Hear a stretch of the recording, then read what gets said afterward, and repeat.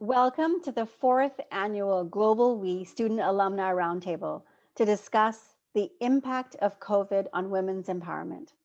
My name is Sajida Shroff, and I am privileged to be president of Harvard GlobalWE, Global Women's Empowerment. Kindly note we are recording today so we can share this event via GlobalWE social media platforms. Harvard GlobalWE is a shared interest group of the Harvard Alumni Association. We are dedicated to the empowerment of women through education, dialogue, and connection among individuals working for women's rights and freedoms worldwide. We highlight and raise awareness about issues concerning women's empowerment worldwide, including, but not limited to, education, political rights, freedom from violence, women's health, and economic empowerment. Our board of directors is as global as our interests, with representatives in the US, Asia, Africa, and the Middle East.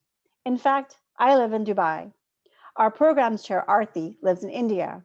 Our treasurer, Leah, our founder, Julie, and our Global We Connect chair live in the Chicago area. That's Barbara.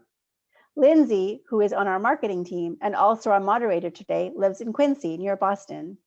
And I have to say, I don't know who else is on the call from our board, but I will acknowledge you also at the end of the call. Normally, even as a team, we come together and meet up at least once a year. So while the COVID-19 situation has curtailed travel and certain other activities, it has allowed us to reflect and to recover. In fact, I read something recently by Kitty O'Meara that really resonated, and I quote, "And the people stayed home and read books and listened and rested and exercised and made art and played games and learned new ways of being and were still and listened more deeply. Some meditated, some prayed, some danced, some met their shadows, and the people began to think differently. And the people healed. And in the absence of people living in ignorant, dangerous, mindless, and heartless ways, the earth began to heal. And when the danger passed and the people joined together again, they grieved their losses and made new choices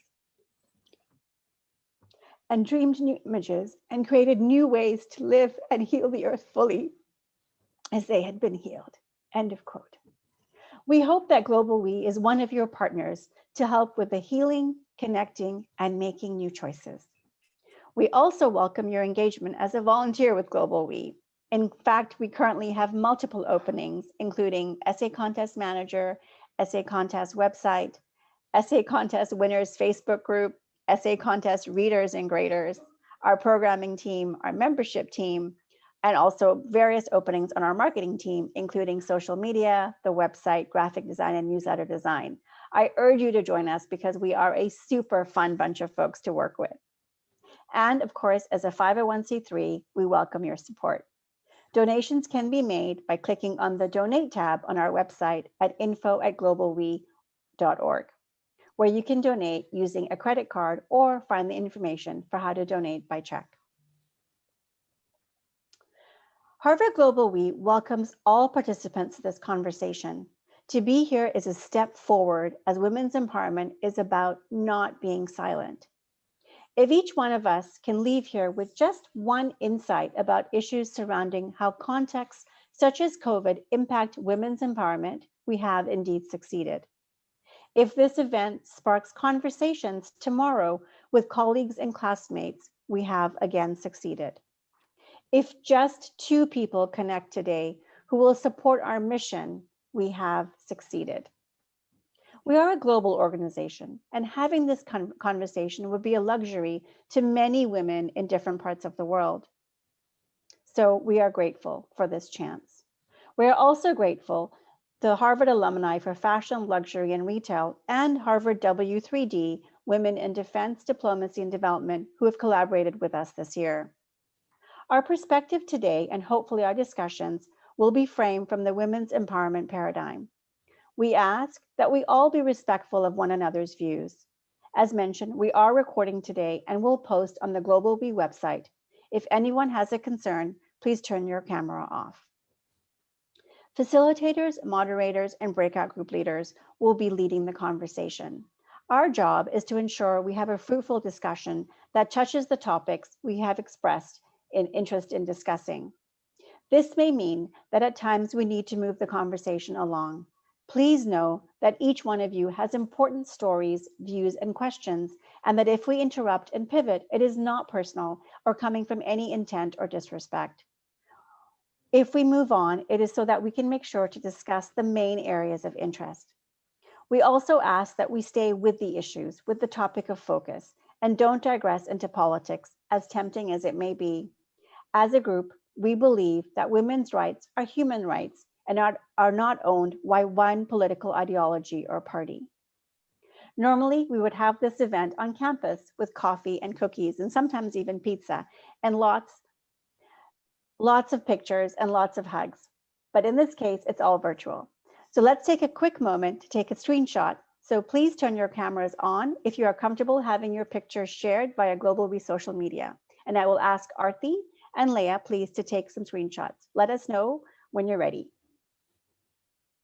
So if everyone's ready, and if you would not like to take your picture, I would request you to turn your cameras off. 3, 2, 1. One more, please. 3, 2, 1. Thank you. Thank you so much. Thank you, Arthi, and thank you, everyone. Before we begin our discussions, let me thank you all again for joining us and express our deep gratitude to Amanda, Erika, and Zuleika for taking the time to join us and share your perspectives.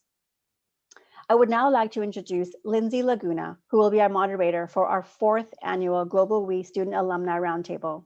Lindsay is a member of the GlobalWE board and supports marketing, particularly social media. Lindsay is also a member of the GlobalWE Connect team. More details about that later. Over to you, Lindsay. Thank you, Sajida. So our topic today is on the impact of COVID on women's empowerment. The format will be as follows.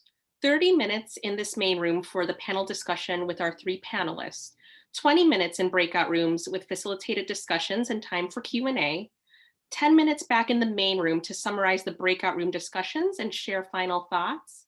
Lastly, Sajida will share some closing remarks. Harvard GlobalWE is pleased to welcome the following panelists to the roundtable. Harvard undergraduate Amanda Stickles, digital teamwork expert and author Erika Dewan, and social advocate and human rights defender Zuleika Youssef Dafala. We have intentionally selected these 3 women in order to explore distinct experiences of women in different stages of their lives during this pandemic. For our roundtable, Amanda will share her experiences as a student, Erika will share her experiences as a working professional, and Zuleika will share her experiences in the social work ecosystem. Through their unique perspectives, we each will share how the pandemic has impacted their personal, educational, and professional journeys.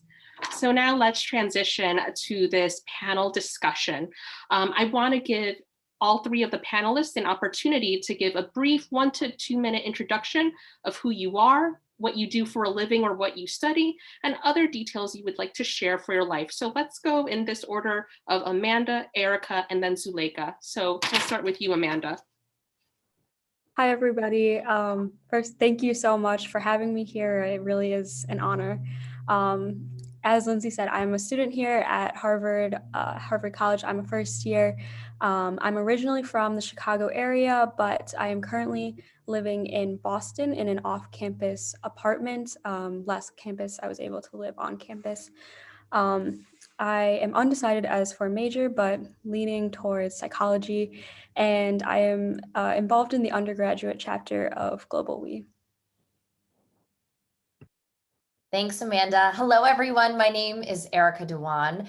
I grew up in suburban Pittsburgh to Indian immigrant parents. And for much of my life, I was a shy and introverted girl who struggled to find her voice and place. That all changed when I went to Harvard and graduated from Harvard Kennedy School now 10 years ago. And I discovered my passion for leadership and teamwork and have become a keynote speaker. I guess struggling to find my voice as a kid, it was my destiny to discover my voice at Harvard. And now I'm a keynote speaker and author. I'm the author of 2 books, that help leaders and teams connect and innovate faster and further in our changed marketplace. And I'm also a working mom of two very young children. I had my second child in February, 5 weeks before the pandemic hit in New York City, and was relocated and had to reimagine my life and my career, really hosting and speaking at live events with two small children in our changed world. So excited to connect with all of you today. All right, and Zuleika. Zuleika, would you like to give your 1 to 2 minute introduction?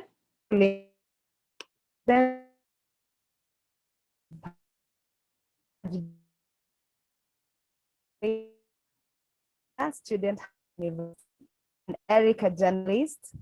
Thank you for inviting me as one of the panelists during this roundtable, Harvard Global Women Empowerment. My name is Zuleika Yusuf, Kenyan by nationality, resides in Kibra slums, Nairobi. I run an organization at a grassroots level. I'm separated with 5 children, 3 boys and 2 girls. I dropped out of schools after primary level due to poverty at home. And as a result, I was idle, which led me giving back at home. Later on, I got married, but unfortunately, marriage was toxic in the sense that I was being physically and mentally abused. I got separated after 15 years of violence. That's when the voiceless.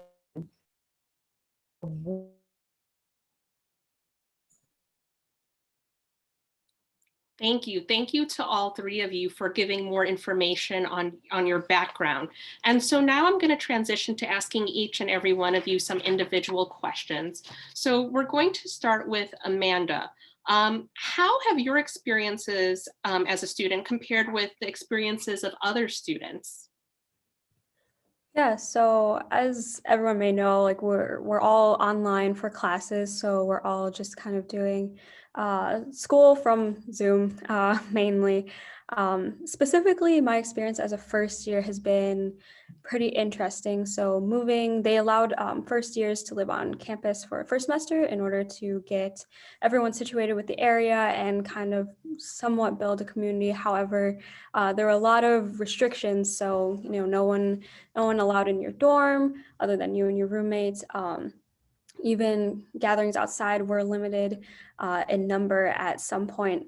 So it was very difficult to meet people even if you were on campus. There were some students that first years that lived off campus. So just being in a new situation, being away from home, and also being kind of prohibited from meeting a lot of people and building that community that makes a new place feel more like home and feel more comfortable it's been pretty difficult as a first year. Fortunately for me, I feel very lucky to find people, to be surrounded by people, having a great roommate that I feel very comfortable with and feel like I have formed like great deep relationships with people. But I know that for a lot of people on campus and also off campus, that has been very difficult. And I think that has been the biggest problem for first years and the biggest issue of just trying to find a community here in a very new situation in a new place. All right. And you spoke about the different student experiences. Could you talk more about the similarities or differences that you notice among the women in particular in your networks? Yeah, so something really interesting that I found that I would not have expected is a lot of ways that women here on campus, especially first years, just trying to meet new people, have been finding friends and stuff. It's instead of being able to run into people just spontaneously or just trying to meet people in classes, because Zoom does not make it very easy to bond with your classmates and everything.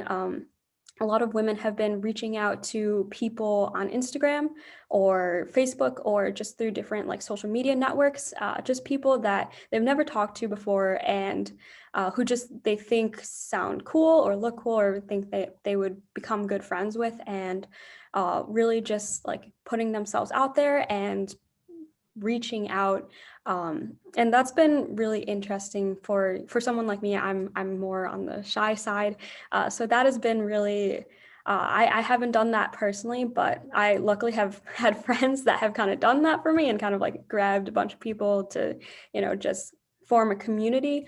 But for people who don't feel, as comfortable doing that and aren't lucky enough to have people, an entryway or roommates that they feel very close to. It's been a very lonely experience on campus, very much just in their dorms or just kind of doing class like in their dorms or at home and not really socializing too much, not really being with people, which takes both like a mental toll and also just like physical, not being able to be out and about. And then for those who have like reached out to people on social media, I feel like it definitely puts more of a pressure on women, specifically like young women's social media presence, which already can be such an issue for my generation, especially just how you present yourself on social media and feeling pressure to present yourself in a specific way. And I think that has been exacerbated by the pandemic, especially for first years looking for new people. Thank you, Amanda. And let's switch over to Zuleika. So Zuleika, you work with families in Kenya. How has the closing of schools during the pandemic impacted the health and well-being of children and adolescents, particularly the girls? As a result of school closure, there have been many cases of teenage pregnancy. This is due to idleness. There have also been great risk of exploitation.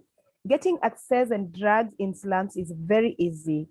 So for the youth, they will get involved in any crime or do anything so that they can get what they want, most especially the drugs. Children have been killed by their parents. They've been given forceful punishment, and that led to killing. And also girls had also cheap prostitutions, such as they have to use $50 for getting food for the family. So it was that kind of risky. Thank you for sharing. And then, so you talked about the impact on girls. So how have the changes in the country due to the pandemic affected the empowerment and safety of the women, both at home and at work? Most of the women were violated, beaten by their husbands at night. Others were beaten till death. Some were being thrown out of their houses. Children were forced to live in the street, and also women were forced to live in the street. Sexually harassment due to the close down, and also due to the close down, most of women in Kibra are domestic workers. So as for the pandemic, Kibra had a high rise of the pandemic. So most of the bosses could not take any person from Kibra. So it was kind of losing also their jobs. And others were domestic violence. Most of the women were being beaten, not only by their husbands, and also police brutality, and also rape cases from the policemen. So it was kind of tough to women. Yes. Thank you for just sharing that overview of the way this is impacting girls and women in your community. Let's switch over to Erika. So you wrote 2 books, one on connectional intelligence and the other on digital body language. Can you speak more about them?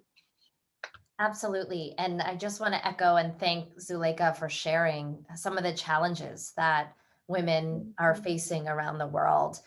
Before I dive in, what I'd love to do is share a quick story that brings to light some of the insights from my first book, which is called Get Big Things Done. And this is a story about a community called the Granny Cloud. If you've heard about this community, go ahead in the chat and say yes.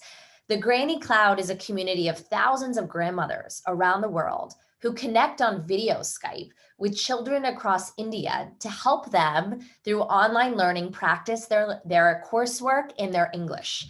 This all began pre-pandemic through an experiment where one professor put computer Wi-Fi kiosks in slum villages across India to see what would happen if the children just had access to the internet with no teachers present. And as he visited, he saw that week after week, children were going online, going on YouTube, practicing coursework. And this whole idea of self-enabled learning using technology got international attention. A group of grandmothers in England asked the professor, how can we help? The traditional response to that question would have been, give us more money so we can buy some more computers. But these grandmothers had a different idea. They said, what if we created a video Skype network where we mentored and tutored these children? Today, the Granny Cloud not only has gone viral and been even more activated since the pandemic, but research is actually showing that the video interaction that these grannies are having is helping to increase their cognitive ability and a reduction in loneliness while they're often idle and home alone or in senior centers. And so my first book is called Get Big Things Done, The Power of Connectional Intelligence. And what I do believe is that, regardless of this situation over the last year, there are a lot of challenges. And at the same time, what we can do as women, and in the focus around empowering women, is to think about what has the digital shift unlocked in opportunities to allow us to connect outside of traditional silos, to not just be focused on who's geographically next to us or face-to-face with us, but to include anyone, anywhere around the world to be part of solutions with us. And so what I call connectional intelligence, think of it as the new skills after emotional intelligence. And all of us, when it comes to empowering women, I believe, can connect intelligently in new ways. That doesn't mean connecting more, but it means not just looking up or down or who is with us in a face-to-face setting, but anyone, anywhere in our changed world in a digital setting. And perhaps we can be even more inclusive as a result. My second book, which is actually hot off the press and coming out this May, is called Digital Body Language. So similar to moving from emotional intelligence to connectional intelligence, today we're all moving from the world of traditional body language to digital body language. And I really believe that there are a whole new set of cues and signals that shape how we understand each other in a digital world. What we all knew were some of the dynamics and biases that women faced in a traditional face-to-face setting, whether it was voice pitch or tone, or who was the majority of a room and who got listened to, who had a seat at the table, had translated in a digital world. And so what is really important for us to understand is some of the digital biases that arise and how we can avoid that culture and actually perhaps be more intentional and more inclusive in virtual meetings than perhaps we ever were face-to-face. So I'll pause there. Thank you. That's fascinating. So how can all of us, particularly working women, leverage connectional intelligence as we encounter multiple challenges during the pandemic? Well, I think Amanda and Zuleika shared some really great things that bring to light the importance of, again, not just emotional intelligence today, but connecting intelligently. And I think the first step is, as working women, it's about not just looking to the same 5 people we always go to for help, especially if they were in an office setting with us or on campus with us, or traditionally in our community when we weren't in social distancing or completely isolated in our homes. I think the power of what we can do now is connect with those that we have an affinity with, that would allow us to reach far beyond the usual suspects we always go to. So whether it's in an affinity group like this one, where you may have friends in Dubai or India or Rwanda that you aren't normally engaging with, but today with our digital shift, you can meet with weekly on Zoom and see their facial expressions. And that may have never have happened prior to the pandemic. So whether it's starting a virtual get together to allow women to connect, or actively using your own online communities to share information and resources, or using this moment to empower women to create their own businesses, or support one another in ways that may not have happened in the past. And one of my favorite stories of women's empowerment is a woman named Aheda Zanetti. Aheda is a Muslim woman that moved to Australia. And a few years ago, she always was, a little frustrated that whenever she would go to the beach, she would be wearing her burqa and she could never go in the water. And there was a big taboo around Muslim women in the water. And it was really an empowerment issue as well. And she took her connectional intelligence and she combined the idea of a burqa and a bikini and created something called the burkini, which is a fully covered swimwear suit for Muslim women to wear. And she launched it in the market. It was a bestseller. She discovered that a third of her market were not Muslim women anymore. There were women that dealt with disfiguration due to cancers or had skin issues. And she had a market for men that wanted to be fully covered. So, I believe that as women, we can use this moment to think differently, to reimagine, to perhaps connect intelligently, to serve those in our communities in ways that we never would have imagined before, but can do now.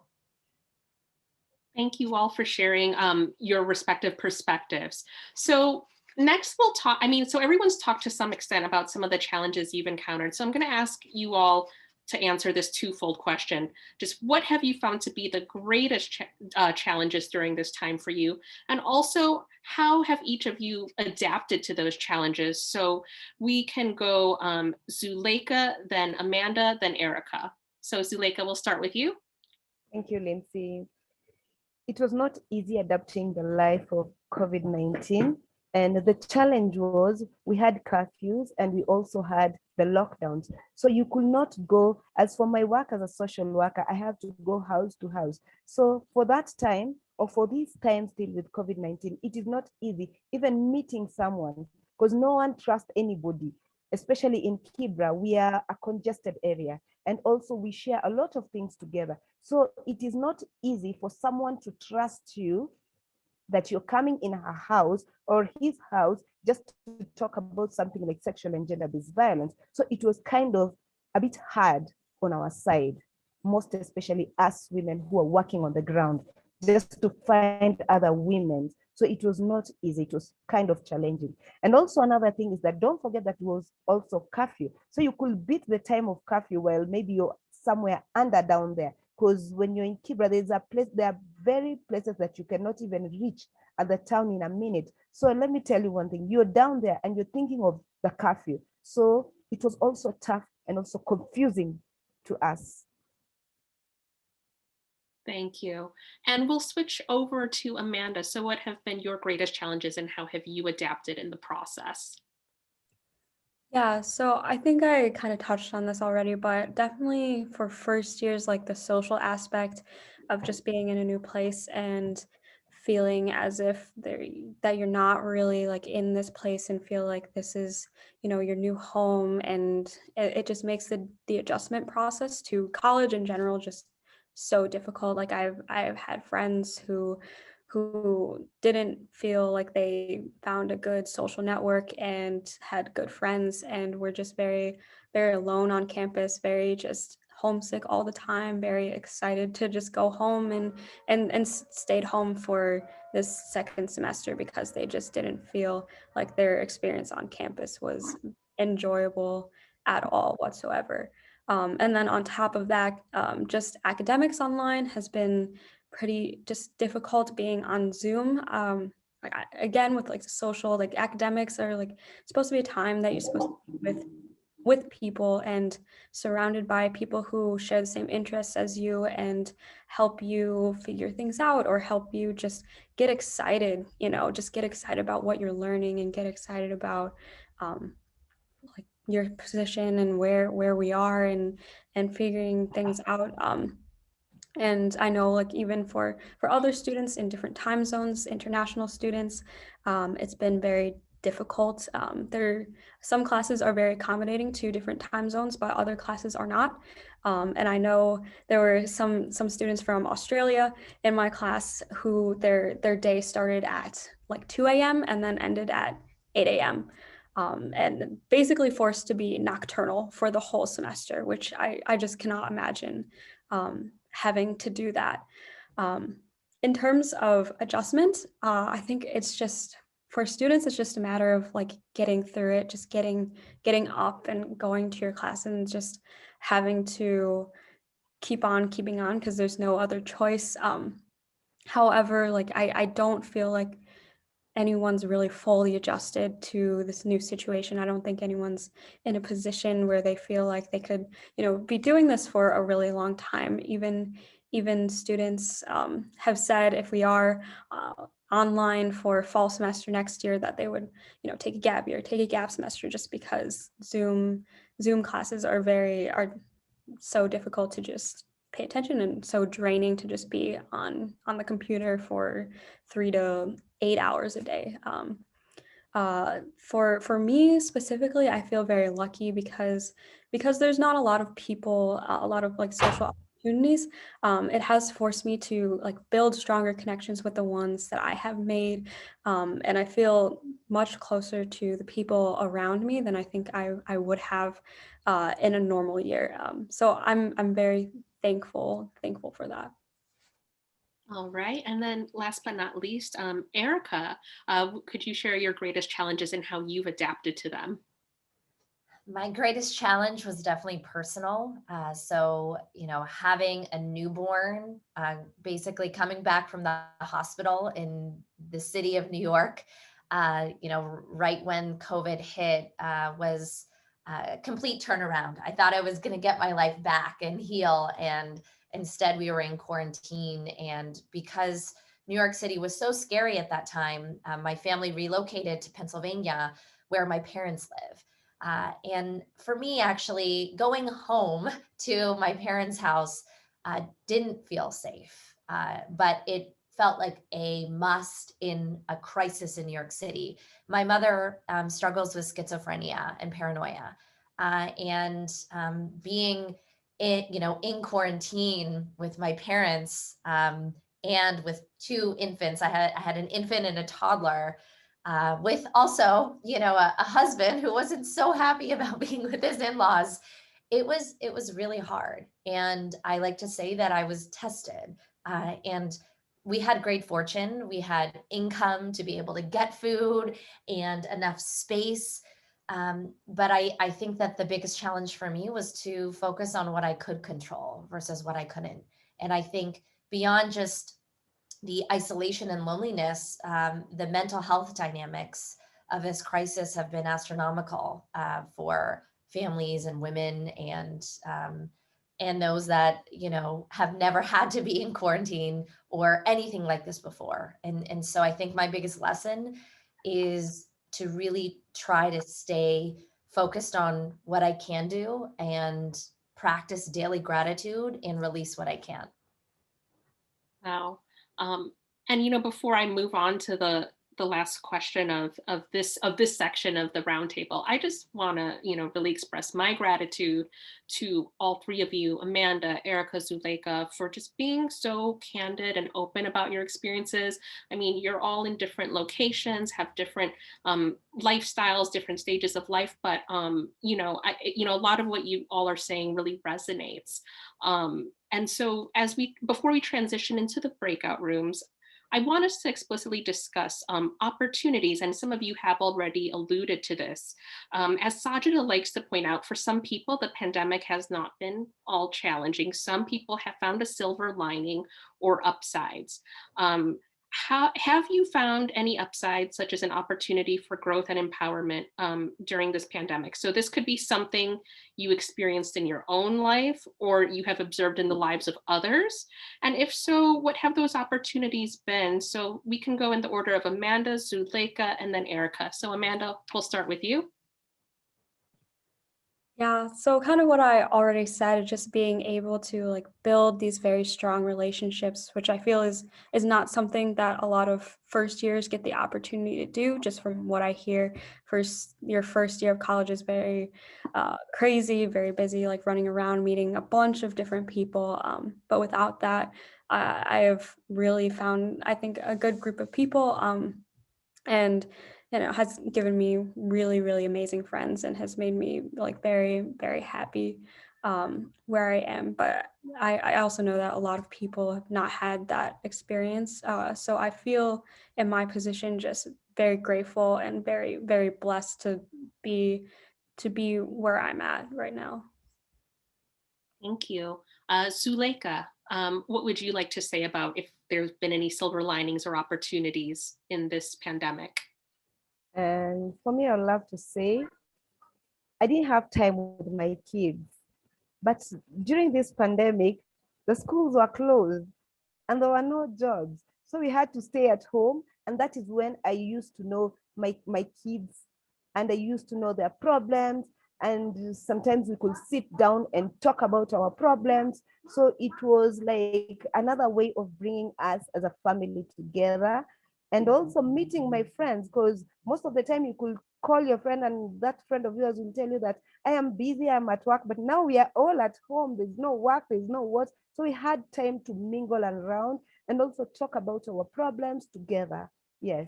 And another thing that I saw is that we, as one people of Kibra, we got up and started helping one another. That was also another big thing that we did. We could just help one another. We go visit you. We see that you don't have anything or any food. We just raise a harambe, something to do, and we raise something for you. So for me, it was one big thing that I've never seen. And another thing, because of the pandemic, today I am here talking with you guys. So it's also another one big thing to me. Wow. Yeah. So in this pandemic, it sounds like the theme has been being able to build more community more intentionally, and again, finding those non-traditional paths to forming those connections, even though there aren't as many options. And then last but not least, Erika, what have the opportunities or silver linings been for you? I would agree with what was just shared by Amanda and Zuleika. I think one thing to add was I was really forced to redefine my rules around what quality time meant at work and at home, because they were blurred now. There was no separation anymore. When before, quality time at work could have been at an office and quality time at home was at home. And it forced me to set new rituals. Whether it was a set time for music time with my kids every day, or waking them up early to do a quick meditation for myself, to have that quality time for myself. And I think that in many ways, we've been at default to a norm prior to the pandemic. And the last year is allowing us to reset rules and reset norms that can cause us to be even more thoughtful when we go back to whatever post-pandemic life will be. Wow, thank you. Just, yeah, I hear a lot of just not just rethinking what it means to connect, but also when we say quality time, what does that mean in different areas of our lives, especially when locationally we may be stuck more to home pretty much.